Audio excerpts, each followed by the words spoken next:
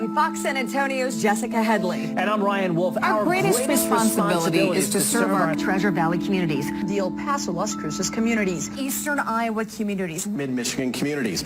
We are extremely proud of the quality, balanced journalism that CBS 4 News produces. But we are concerned about troubling, irresponsible, one-sided news stories plaguing our country. The sharing of biased and false news has become all too common on social media. More alarming, some media outlets publish these same fake stories without checking facts first. The sharing of biased and false news has become all too common on social media. More alarming, some media outlets publish these same fake stories without checking facts first. Unfortunately, some members of the media use their platforms to push their own personal bias and agenda to control exactly what people think. And this is extremely dangerous to our democracy. This is extremely dangerous to our democracy. This is extremely dangerous to our democracy. This is extremely dangerous to our democracy. This is extremely dangerous to our democracy. This is extremely dangerous to our democracy. This is extremely dangerous to our democracy. This is extremely dangerous to our democracy.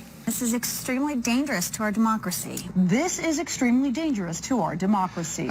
This is extremely dangerous to our democracy. This is extremely dangerous to our democracy. This is extremely dangerous to our democracy.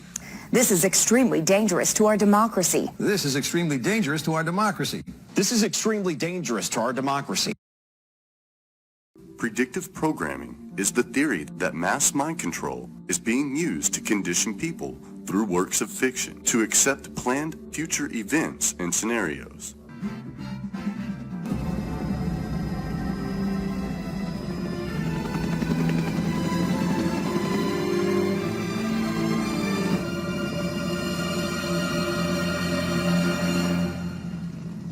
Next time we'll bring them both down.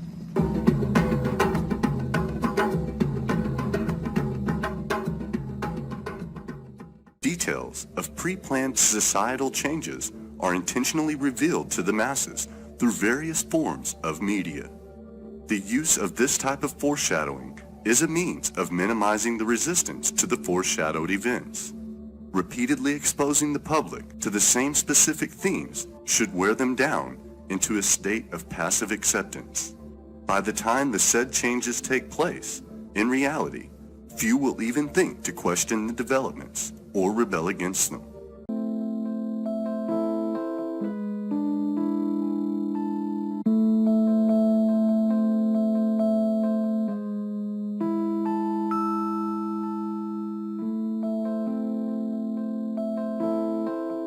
Hello, I'm Severin Suzuki speaking for ECHO, the Environmental Children's Organization.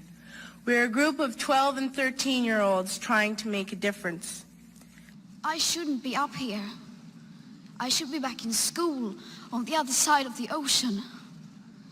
Yet you all come to us young people for hope. How dare you?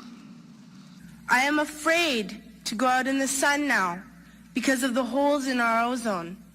People are suffering. People are dying. Entire ecosystems are collapsing. We are in the beginning of a mass extinction, and all you can talk about is money and fairy tales of eternal economic growth. How dare you?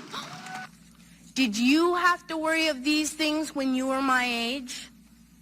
All this is happening before our eyes, and yet we act as if we have all the time we want and all the solutions.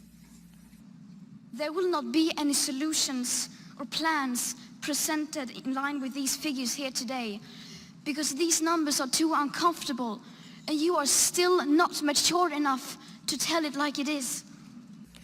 I am only a child, yet I know if all the money spent on war was spent on finding environmental answers, ending poverty, and finding treaties, what a wonderful place this earth would be. You are failing us. But the young people are starting to understand your betrayal. The eyes of all future generations are upon you. And if you choose to fail us, I say we will never forgive you.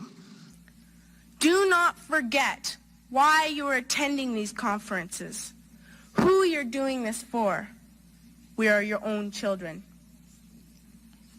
You are deciding what kind of a world we are growing up in.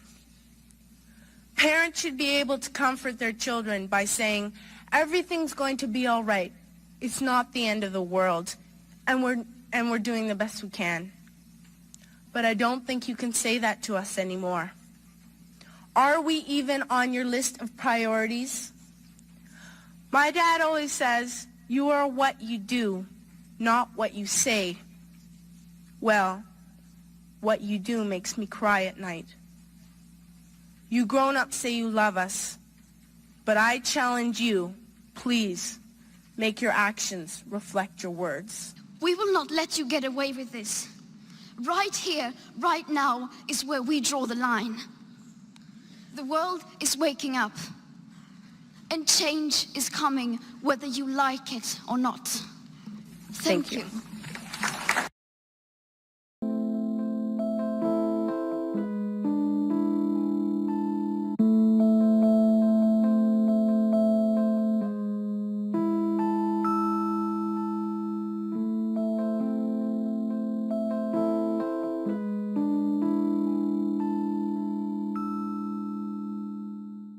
Oh, Ralph, how I envy your optimism. There is no Springfield 50 years in the future. With global warming trapping the CO2 inside our poisonous atmosphere, our superheated oceans will rise, drowning our lowlands, leaving what's left of humanity baking in deserts that once fed the world.